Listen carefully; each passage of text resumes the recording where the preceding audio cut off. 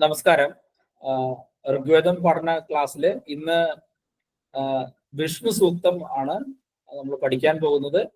ക്ലാസ്സുകൾ കൈകാര്യം ചെയ്യാനായിട്ട് ശ്രീ കോതാങ്കലം വാസുദേവൻ നമ്പൂതിരി അദ്ദേഹത്തെ സാദരം ക്ഷണിച്ചോളുന്നു. നമസ്കാരം. എല്ലാവർക്കും നമസ്കാരം.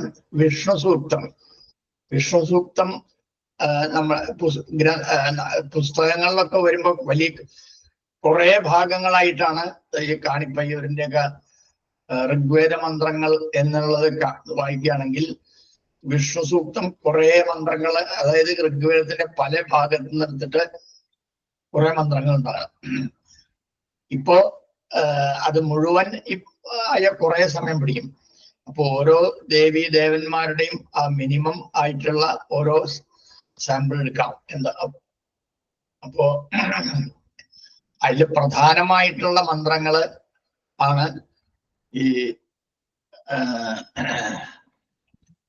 ഋഗ്വിധാനത്തിലൊക്കെ പ്രധാനം ആയിട്ടുള്ള മോക്ഷം കിട്ടാനും വിഷ്ണുപാദം പോകാനും ഒക്കെ ആയിട്ട് ഫലശ്രുതി പറയണ മന്ത്രങ്ങളൊക്കെ ഉൾപ്പെടുന്ന ഭാഗം ആദ്യത്തെ 6 ഋക്കുകളാണ്. അപ്പൊ അത് പ്രധാനമായിട്ട് കണക്കാക്കാം. അപ്പൊ ആ ആദ്യത്തെ 6 ഋക്കാണ് നമ്മൾ ഇവിടെ പഠിക്കാൻ പോകുന്നത്. ഓം അതോ ദേവാ അവന്തുനോ യതോ വിഷ്ണുർ വിചക്രമേ പൃഥിവ്യാ സപ്തധാമഭി. അതാണ് ആദ്യത്തെ ഋക്ക്. എല്ലാവർക്കും ഗായത്രാണ്. അപ്പോ അധികം സമയം എടുക്കില്ല ഇത് പഠിക്കാൻ. ഒരുപക്ഷെ ഇന്നൊരു രണ്ടേതായാലും പറ്റും, 3 ഋക്ക് പറ്റും നോക്കാം. ആദ്യത്തെ ഋക്ക് അതോ ദേവാ അവന്തുനോ യതോ വിഷ്ണുർ വിചക്രമേ. ആദ്യത്തെ അന്തം പൃഥിവ്യാ സപ്തധാമഭി. രണ്ടാമത്തെ അന്തം അതാണ് ഈ ആദ്യത്തെ ഋക്ക്. അപ്പൊ ആദ്യത്തെ അന്തത്തിലെ ആദ്യത്തെ പാദം അതോ ദേവാ അവന്തുന. അതിലെ പദങ്ങള് അത ദേവാ അവന്തു ന. അത എന്നത് ആദ്യുദാത്താണ്.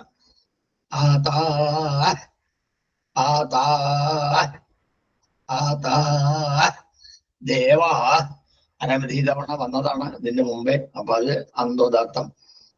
ദേവാ ദേവാ ദേവാ അവന്തു. അത് ക്രിയാപദം സർവാനുദാത്തം.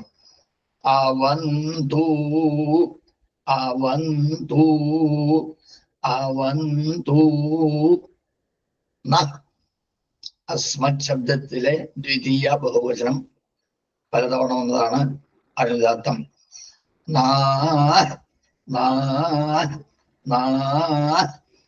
ഈ പാദം ഉണ്ടാക്കുമ്പോ അത ദേവാ അകാര വിസർഗസന്ധി.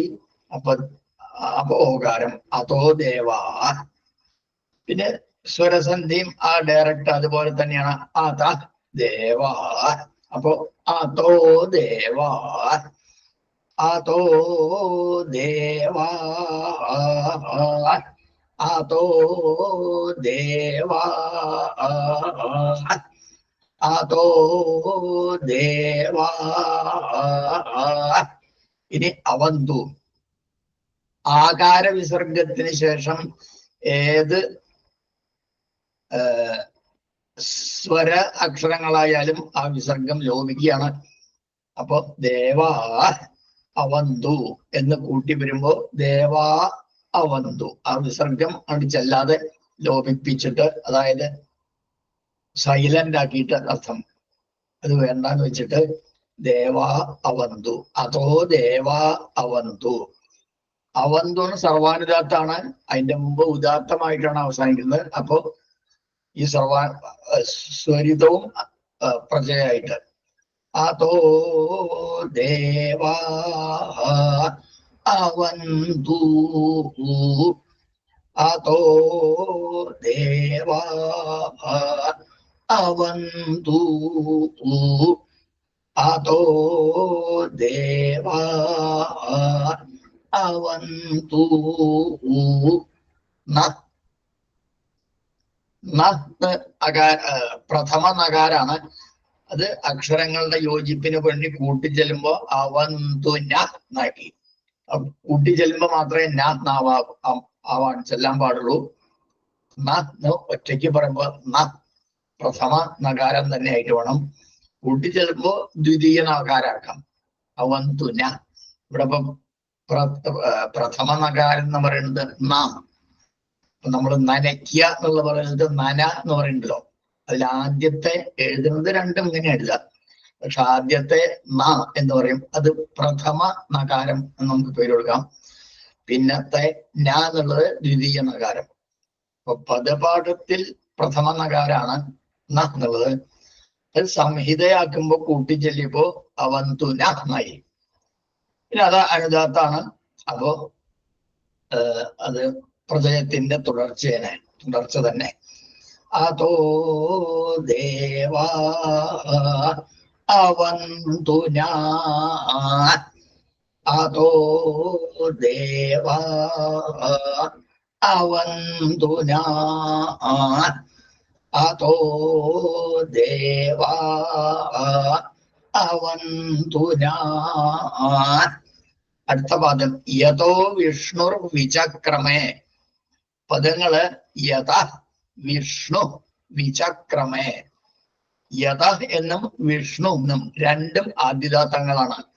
യഥാ യഥാ യഥാ വിഷ്ണു വിഷ്ണു വിഷ്ണു വിചക്രമേ. അന്തോദാത്താണ്. അപ്പൊ മേനുദാത്തം. ബാക്കി വി ചക്ര ഒക്കെ അനുദാത്തം. ഒരു വിശേഷം കൂടി പറയാനുള്ളത് വിചക്രമേ എന്നുള്ളത് വി ചക്രമേ. വി എന്നുള്ള ഉപസർഗത്തോടു കൂടി ചക്രമേ എന്നുള്ള ക്രിയാപദമാണ്. അപ്പൊ പദപാഠത്തിൽ അത് ഒടിച്ചു ചെല്ലണം. വി ചക്രമേ വി ചക്രമേ വി ചക്രമേ. രണ്ട് പാദങ്ങളും കൂട്ടിച്ചേർക്കാം. അതോ ദേവ അവന്തുന യഥോ വിഷ്ണു വിചക്രമേ. അകാര വിസർഗസന്ധി, അതുകൊണ്ട് ഓകാരം. അതോ ദേവ അവന്തുനോ യഥോ വിഷ്ണു വിചക്രമേ.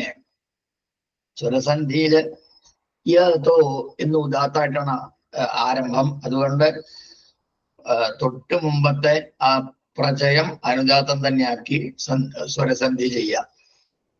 അതോ ദേവാ അവന്തുനോ യഥോ വിഷ്ണുർ വിചക്രമേ.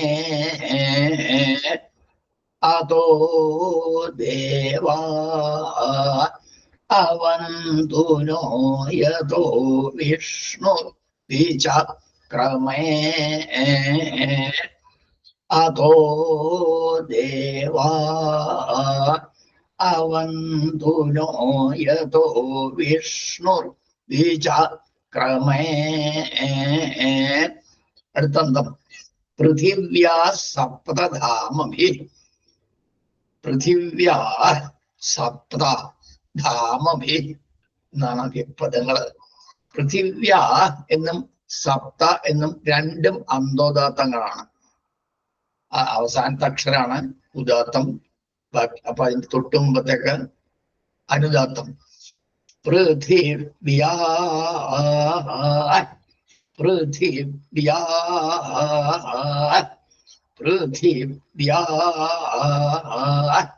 സപ്ത സപ്ത സപ്ത. ധാമഭി ആദ്യദാത്തം. ധാമഭി. പക്ഷെ ഭി എന്നുള്ളത് തൃതീയ ബഹുവചന പ്രത്യയാണ്. അത് ഈ ഹ്രസ്വ ഭാഗങ്ങളായിട്ട് ചേർക്കുമ്പോൾ അത് ഒടിച്ചു ചെല്ലണം. അപ്പൊ ധാമഭി എന്നുള്ളത് മാന്നുള്ള ഹ്രസ്വമാണ്. അപ്പൊ ധാമഭി എന്ന ഒടിച്ചിട്ടാണ് പദച്ഛേദം ചെല്ലേണ്ടത്. ധാമാഭി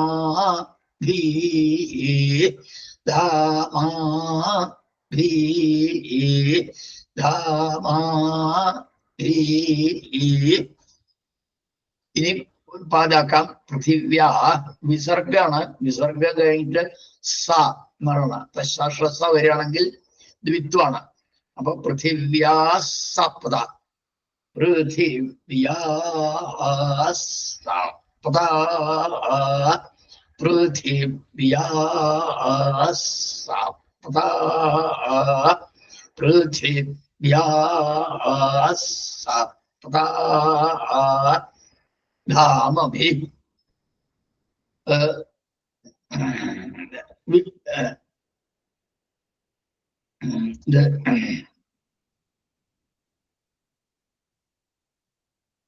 ഈ സന്ധിക്ക് പ്രത്യേകതൊന്നുമില്ല.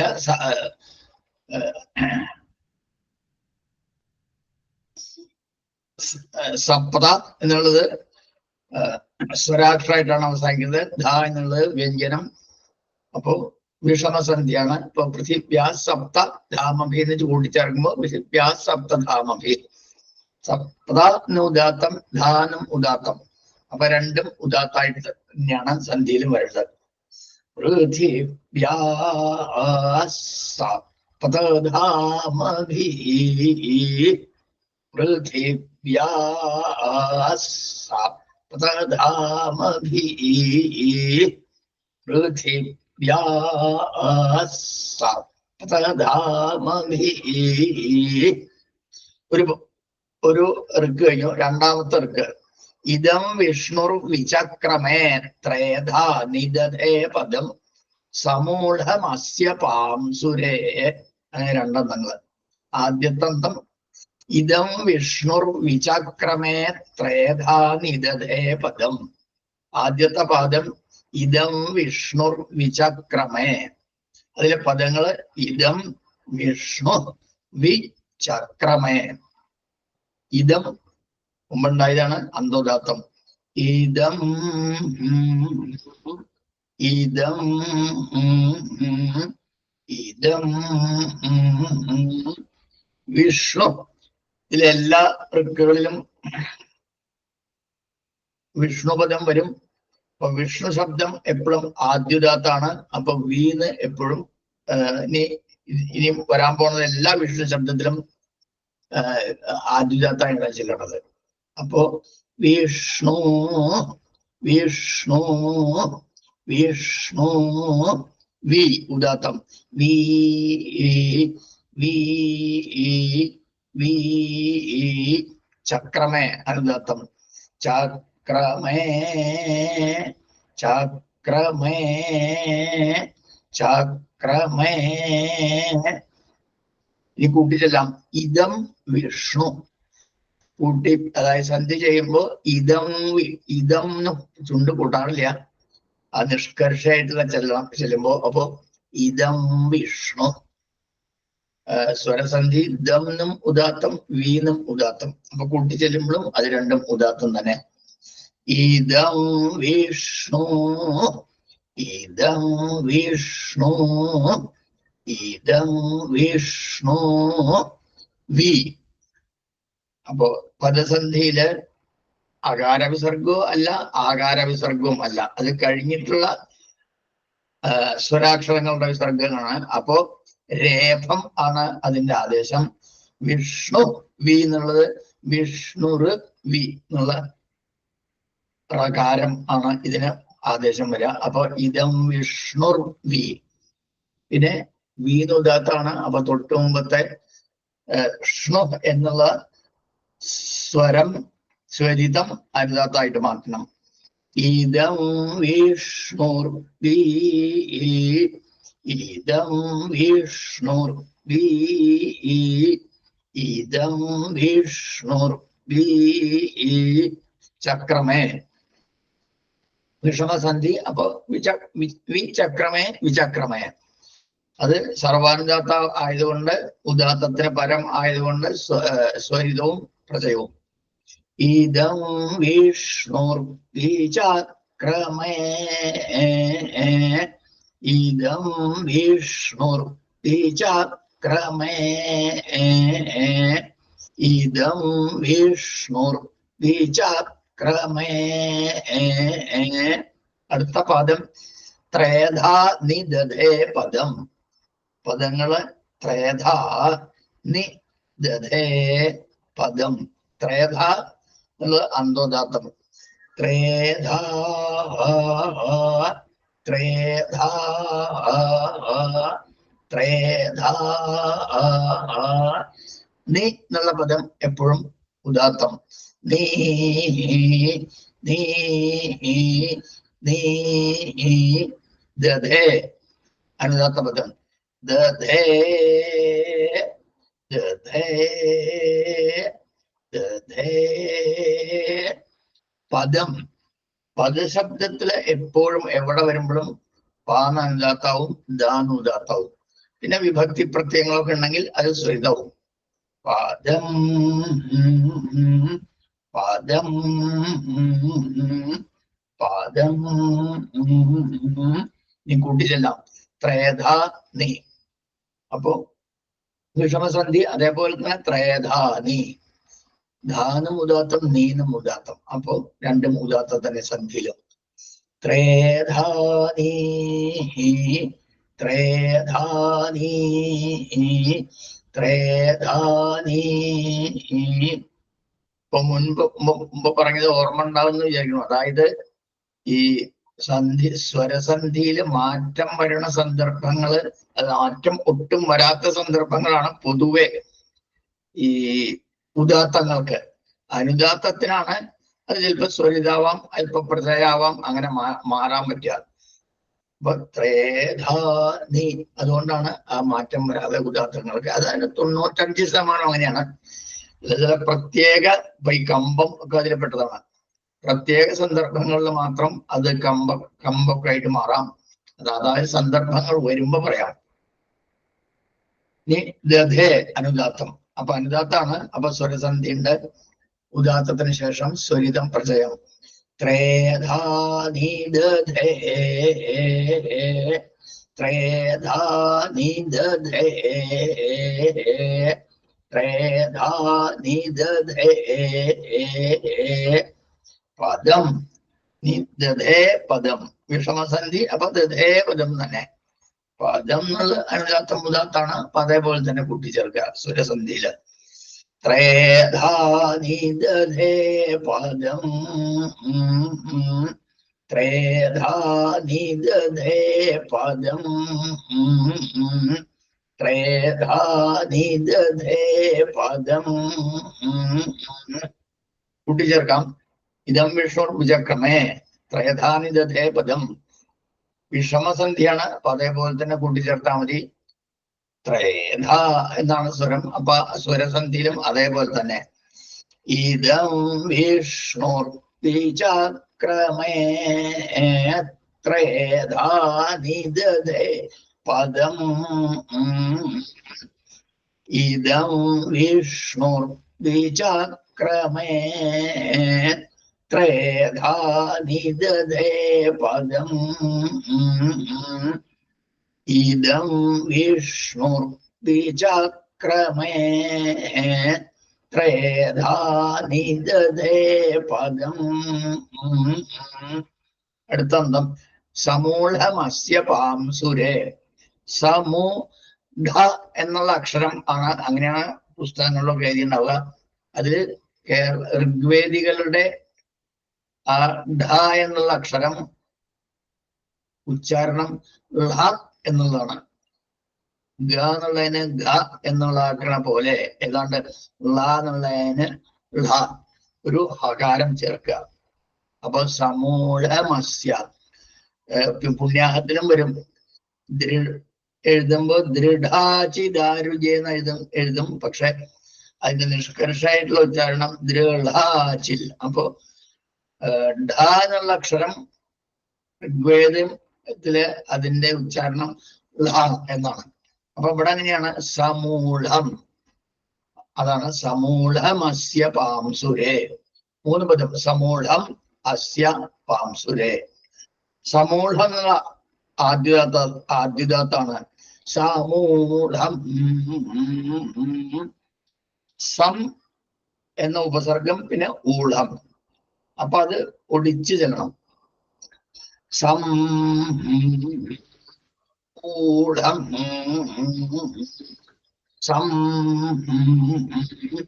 ഊഢം സം ഊഢം അസ്യ അത് അനുദാത്ത പദമായിട്ടാണ്. അസ്യ അസ്യ അസ്യ പാംസുരേ അത് അന്തോദാത്തം. പാംസുരേ പാംസുരേ പാംസുരേ. ഇനി കൂട്ടിച്ചേർത്ത് പാതാകുമ്പോ സമൂഢം അസ്യ മകാരം പിന്നെ ആ അപ്പൊ മാ തന്നെ ആത്മാ സമൂഢം അസ്യ. സമൂഢം എന്നുള്ളത് പ്രജയായിട്ടാണ് അവസാനിച്ചത്. അപ്പൊ അസ്യ എന്നുള്ള സർവാനുദാത്തം ചേർക്കുമ്പോ പ്രജയത്തിന്റെ തുടർച്ചയാണ്. സമൂഢമാസ്യ സമൂഢമാസ്യ സമൂഢമാസ്യ പാംസുരേ വിഷമസന്ധിയാണ്. അപ്പൊ സമൂഢമസ്യ പാംസുരേ. പാംസുരേ രണ്ടനുദാത്താണ്. അതില് ആദ്യത്തെ അനുദാത്തം പ്രജയത്തോടു കൂടി കണ്ടിന്യൂവേഷൻ ആക്കാം. രണ്ടാമത്തെ സു എന്നുള്ളത് അനുദാത്താക്കണം. എന്നാലേ അടുത്ത രേ എന്നുള്ളത് ഉദാത്താക്കാൻ പറ്റുള്ളൂ. കാരണം ഉദാത്തം പ്രജയത്തിൽ നിന്ന് നേരിട്ട് ഉദാത്തം ആക്കാൻ പറ്റില്ല എന്ന് പറഞ്ഞതാണ്. അപ്പൊ അങ്ങനെ ആക്കേണ്ടി വന്നാൽ ആ തൊട്ട് മുമ്പത്തെ പ്രജയം അനുദാത്താക്കണം. സമൂഢമസ്യ പാംസുരേ സമൂഢമസ്യ പാംസുരേ സമൂഢമസ്യ പാംസുരേ.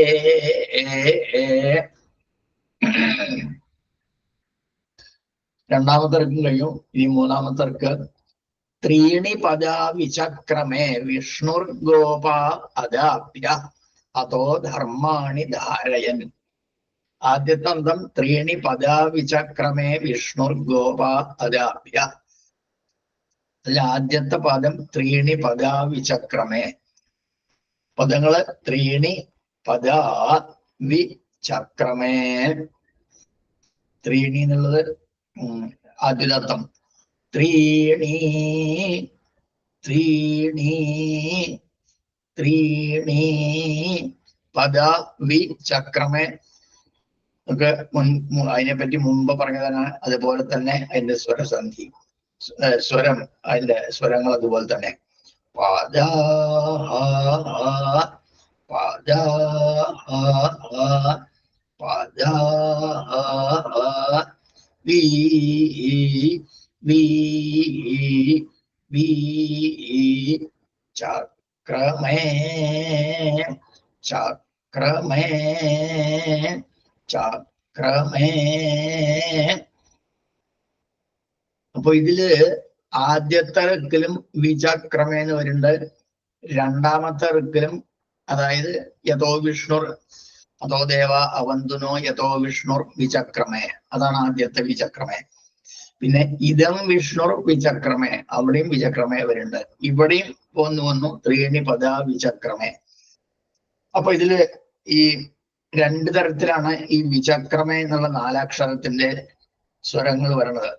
ആദ്യത്തെ ഋക്കില് യഥോ വിഷ്ണുർ വിചക്രമേ എന്ന അന്തോദാത്താണ്. അപ്പോ വി എന്നുള്ളത് വിഷ്ണു വി എന്നുള്ളത് പ്രജയായിട്ടാണ് സംഹിതയില്.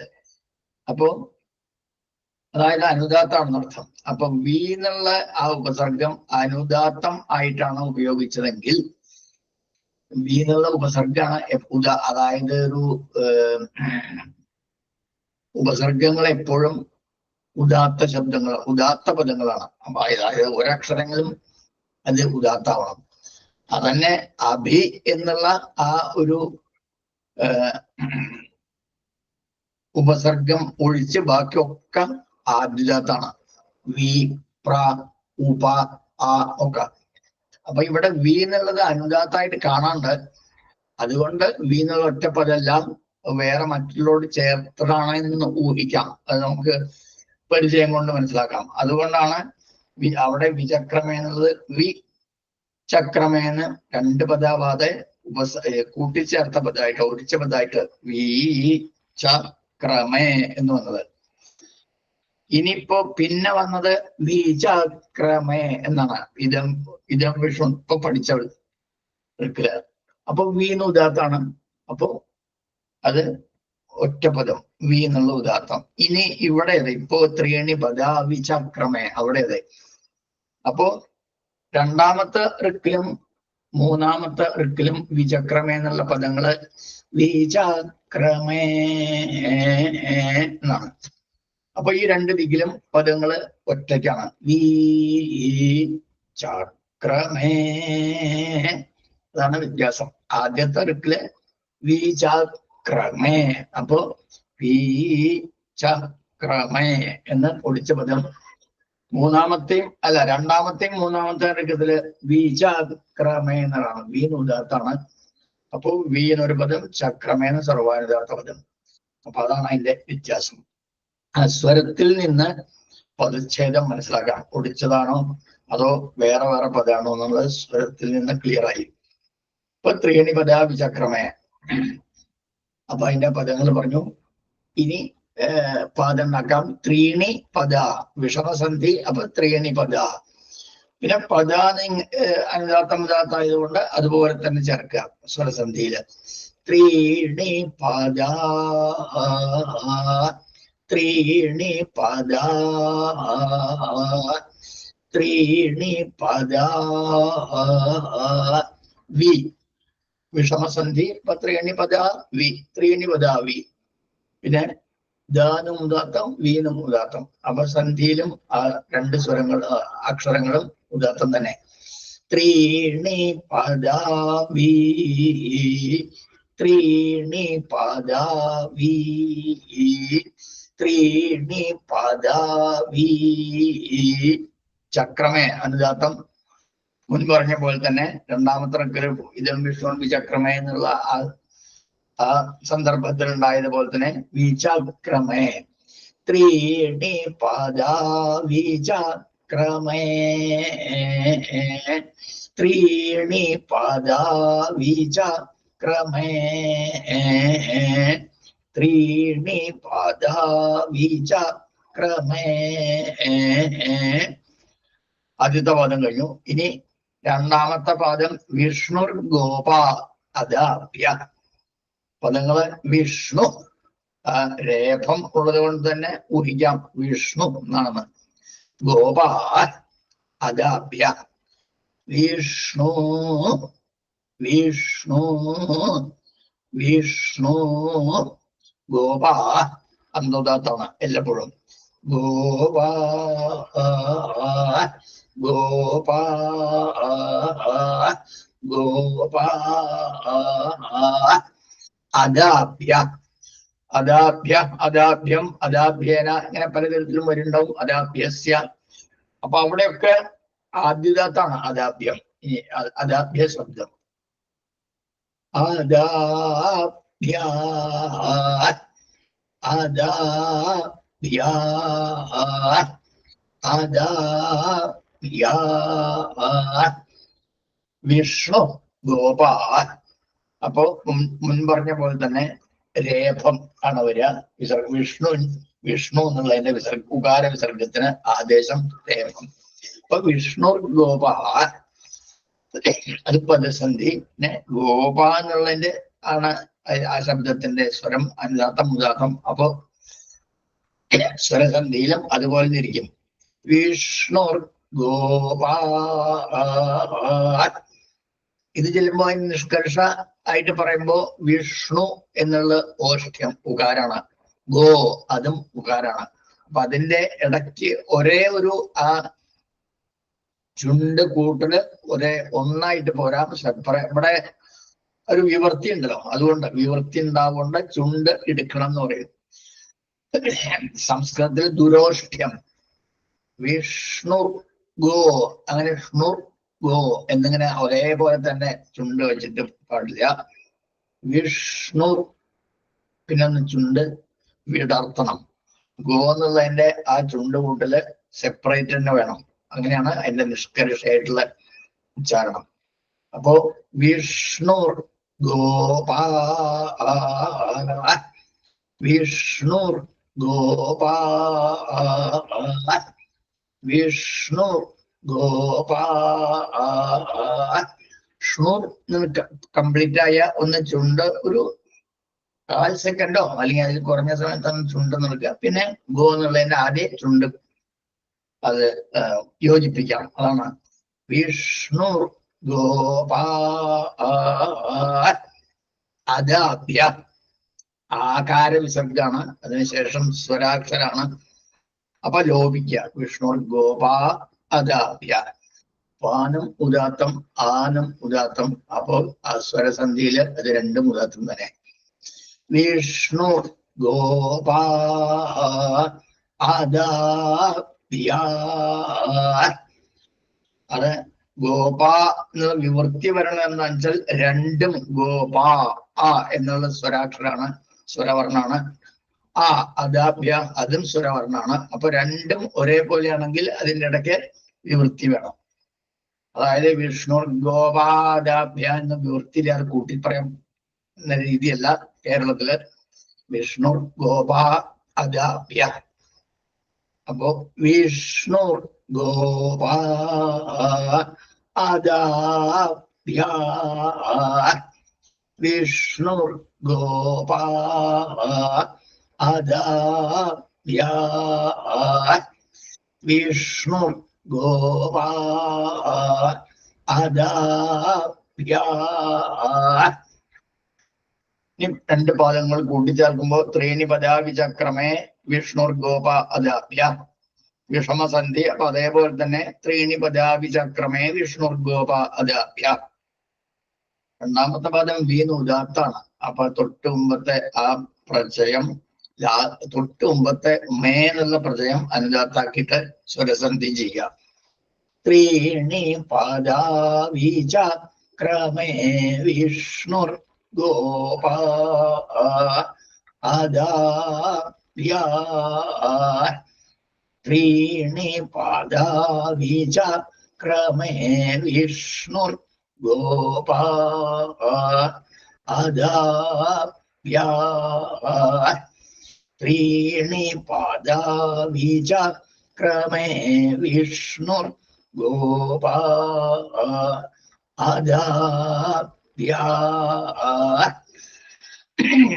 അവസാനത്തെ അന്തം ഇന്നത്തെ അതോ ധർമാണി ധാരയൻ. 3 പദങ്ങൾ. അത ധർമാണി ധാരയൻ. അത എന്നും ധർമാണെന്നും രണ്ടും ആദ്യുദാത്തം.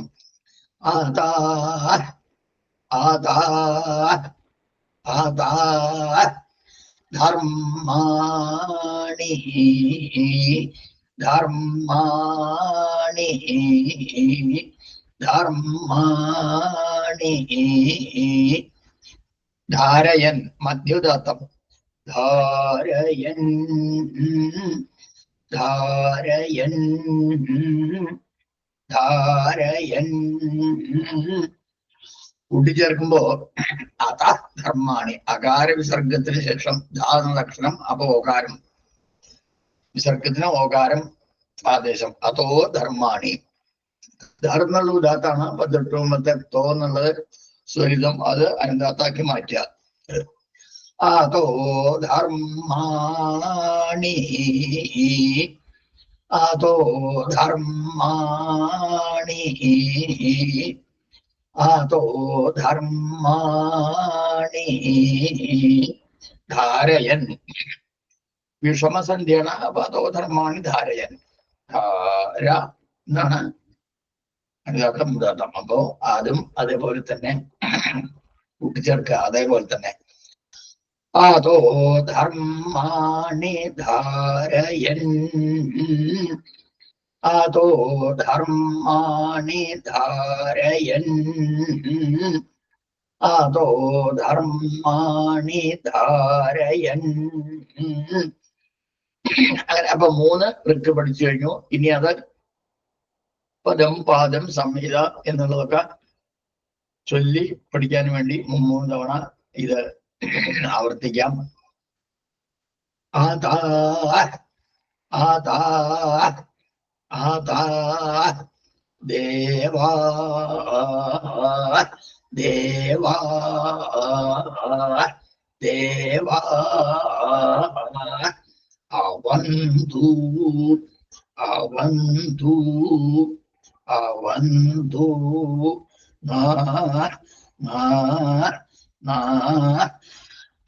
അതോ ദേവാ അവന്തുനാ അതോ ദേവാ അവന്തുനാ അതോ ദേവാ അവന്തുനാ യഥാ യഥാ യഥാ വിഷ്ണു വിഷ്ണു വിഷ്ണു ചക്രമേ ചക്രമേ ചക്രമേ യതോ വിഷ്ണുർ ചക്രമേ യതോ വിഷ്ണുർ ചക്രമേ യതോ വിഷ്ണുർ ചക്രമേ അതോ ദേവാ അവന്തുനോ യതോ വിഷ്ണുർ ചക്രമേ അതോ ദേവാ അവന്തുനോ യതോ വിഷ്ണുർ ചക്രമേ അതോ ദേവാ അവന്തുനോ യതോ വിഷ്ണുർ ചക്രമേ. അടുത്ത അന്തം. പൃഥിവ്യാ പൃഥിവ്യാ പൃഥിവ്യാ സപ്താ സപ്താ സപ്താ ധാമാ ഭീ ധാമാ ഭീ ധാമാ ഭീ പൃഥിവ്യാ സപ്തധാമഭി പൃഥിവ്യാ സപ്തധാമഭി പൃഥിവ്യാ സപ്തധാമഭി. അടുത്തർക്ക് ഇദം ഇദം ഇദം വിഷ്ണു വിഷ്ണു വിഷ്ണു വി വി വി ചക്രമേ ചക്രമേ ചക്രമേ ഇദം വിഷ്ണു ചക്രമേ ഇദം വിഷ്ണു ചക്രമേ ഇദം വിഷ്ണു ചക്രമേ. അടുത്ത പദം ത്രേധാ ത്രേധാ ത്രേധാ നീ നീ നീ ദധേ ദധേ ദധേ പദം പദം പദം ത്രേധാ നിദധേ പദം ത്രേധാ നിദധേ പദം ത്രേധാ നിദധേ പദം അന്തം ഇദം വിഷ്ണുർ വിചക്രമേ ത്രേധാ നിദധേ പദം ഇദം വിഷ്ണുർ വിചക്രമേ ത്രേധാ നിദധേ പദം ഇദം വിഷ്ണുർ വിചക്രമേ ത്രേധാ നിദധേ പദം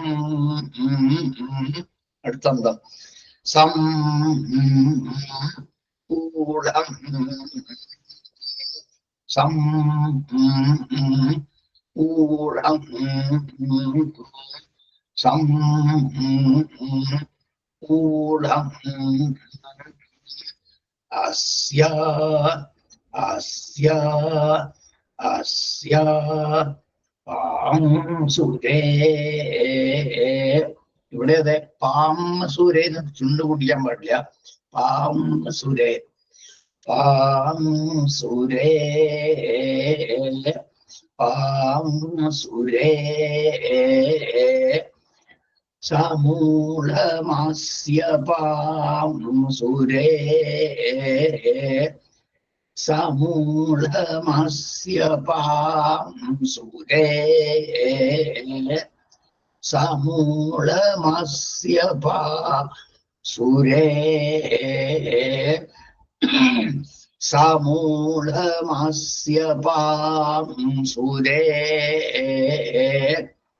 അടുത്തന്തം ത്രീണി ത്രീണി ത്രീണി പദാ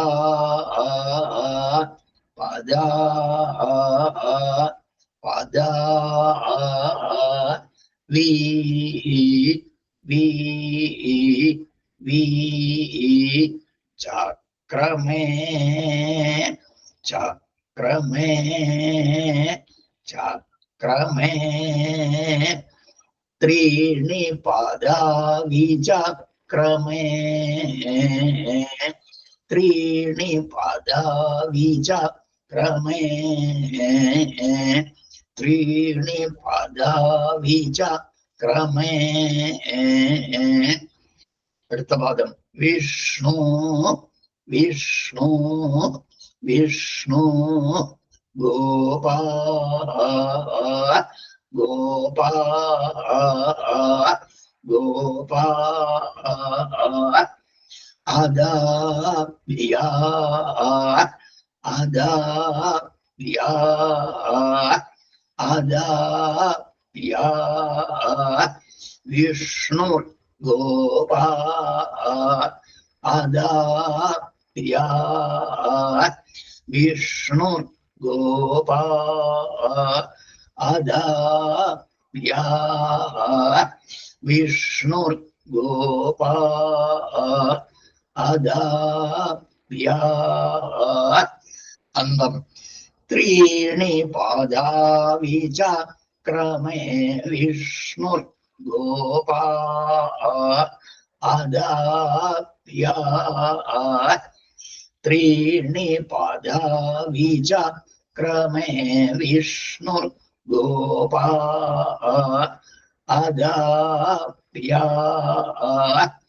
ത്രീണി പാദാ വിചക്രമേ വിഷ്ണു ഗോപാ അദാപ്യ അടുത്തന്തം അവസാനത്തെ ആദാ ആദാ ആദാ ധർമാണി ധർമാണി ധർമാണി ധാരയൻ ധാരയൻ ധാരയൻ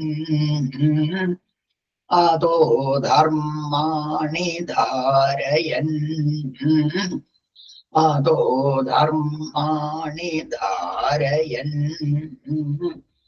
അതോ ധർമാണി ധാരയൻ. അങ്ങനെ ഈ വിഷ്ണു മന്ത്രങ്ങളുടെ പദ്ധതി കഴിഞ്ഞു. ഇവിടെ നിർത്താം. അടുത്ത ക്ലാസ്സിൽ ഇത് അവസാനിപ്പിക്കാം. എല്ലാവർക്കും നമസ്കാരം.